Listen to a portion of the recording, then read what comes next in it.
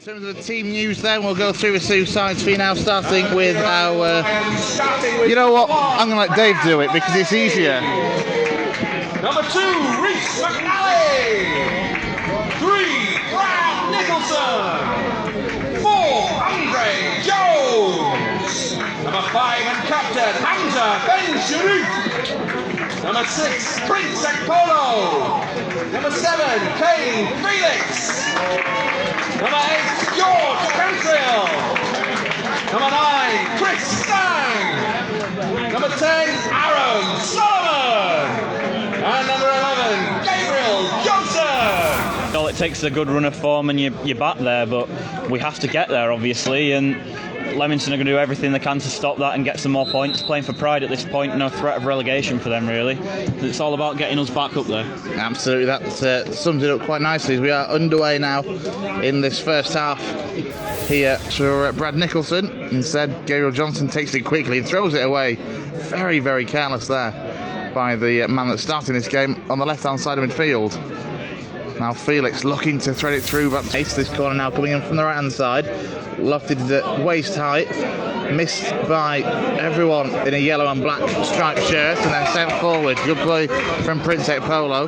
Tries to find Chris Sang. Sang is onside if he can find him. He has indeed. He threw into the 18-yard box on the right-hand side. He's had to get the early shot away, turned towards that post, and nearly turned in for an own goal very early on. A bright start and a bright counter-attack for the Lions there.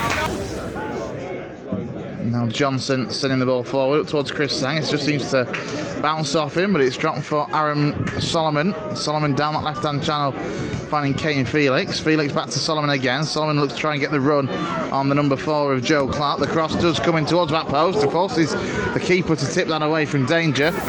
Nicholson with the ball in his hands on his right-hand side. Just throw it in towards the near post, and Chris Sang very nearly nipped in, but somehow the ball just seemed to spin practically on the line, and the goalkeeper drops to collect that before anyone can get a second effort at it. Looking for some movement from the yellow and black striped shirts. Goes forward, comes back now to Morley. The cross comes in towards that post, and somebody should have dealt with that perhaps. With the corner now on the lines with another set piece to defend. Well, comes in up towards that post. Met by a Leamington head, sent towards goal, which loops over the top of the crossbar, drops onto the roof of the net. Solomon loses out as well. Ball cleared away, picked up well though by Brad Nicholson. Nicholson with a cross in the box. Oh, Gabriel Johnson got his head to it. Should have done a lot better than that. Jones to Ekpolo. Ekpolo nicely skins his man. Plays the ball to Cantro. Cantro into Sang. Nice touch. Down this right hand side. Gets the crossing towards that post. I think the keeper may have got somebody on that. And he has indeed. And he goes behind for a Guiseley corner. Lions in this first half. Nicholson with the long throw. Needs to be better than the last ones. Not fully cleared away this time by Leamington. Cantro still working. Out to Johnson. Moves the ball to Nicholson on the left-hand side. Cuts it back onto his right. Forces the ball back to Johnson, who lifts the ball in. And the header is there! And the Lions do get the goal to Andre Jones, but he has hurt himself in the process. He has gone straight down to the ground. On 45 minutes. Scored by number 4, Andre Jones. So the goal around him. Yeah, the goal is that, but many a Guiseley player around him, and Ash Proctor comes charging onto the field to tend to him, but he is sat up now. You would think that as soon as we get this restarted that will be that, and that is the case. So half time, whistle blows here at Nethermoor, and thanks to that Andre Jones goal late in added time, the Lions lead by a goal to 0 at home to Leamington. Forward now, headed up into the air by Andre Jones. Can Prince Ekpolo get this down under control? He can, very, very well actually. Keeps going through, then moves it neatly out that right hand side to Kane Felix. Felix with the effort, and Felix with the goal! And the first opportunity for Kane Felix to get in behind. He takes his chance and finds the back of the Leamington net.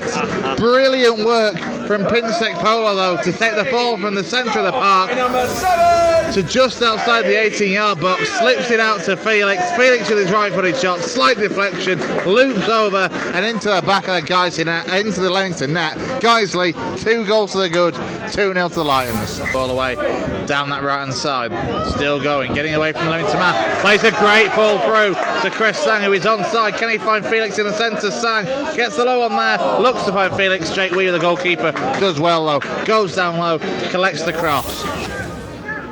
Free kick then for Leamington from this right hand side. Good right-footed ball in up towards back post, and it was a free header that should have been put into the back of the net by the head of Jack Edwards, the Leamington captain. Now Solomon tries to find Smith. His first time effort, tried to play through Kane Felix, was a great idea. Just intercepted well by Leamington. Smith goes up with a header. Now it's a foot race between Kane Felix and Josh Martin. Felix is beating him, all ends up, and Felix puts it straight at the goalkeeper. Forces the save by Jake Weaver, behind for a corner. Fantastic explosion of pace there from Kane Felix. It's well documented. He's got fantastic acceleration. Don't know about the placement there, quite frankly, but brilliant save to get 2 hands behind it from Jake Weaver. The Lions have got to keep pressing now, though. Now Felix trying to turn away, but into trouble. He comes against the fairly tall and physical Jack Lane. Leamington now putting the ball in through Dan Meredith. Going to come as far as Parker. Parker with the shot, blocked. Comes out this near side. Leamington starting to up the ante slightly as they try to find a way back into this game. Cantrell pushes his foot through it, clears it out that far side for a throw-in, and it looks like we're going to see the second change of the game for Guiseley, and it's going to be Jamie Spencer who is going to come on and replace the number 10 of Aaron Solomon. For the Lions leaving the field, please show your appreciation for number 10, Aaron Solomon. Didn't he play against School? Was it the full 90 against School in the County Cup? I don't remember him coming off the bench against Gateshead, but he was good against School. I went to that game. He was certainly playing well. Free kick now for Leamington.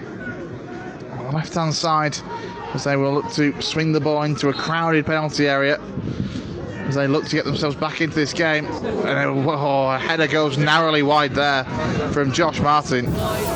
The ref's being very pedantic now about pacing after a 25-yard Leamington run-up for a throw. Not very consistent.